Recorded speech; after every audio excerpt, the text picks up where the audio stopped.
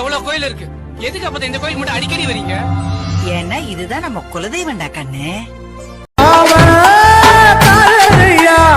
எங்க குல சாமியா வெட்டருவா எண்ணி வந்து வினைத்தீர்த்தோ விட்டனையா காட்டு மூலி கோயிலில பூஜையிட்டோ பாருங்கய்யா பொங்க வச்சு வேண்டிக்கிட்டா கேட்டதெல்லாம் தருவாரையா கேட்டதெல்லாம்.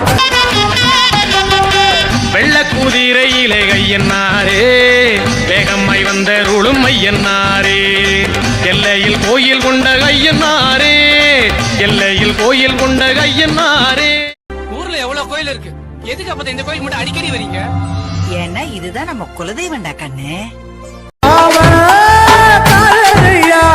எங்க குல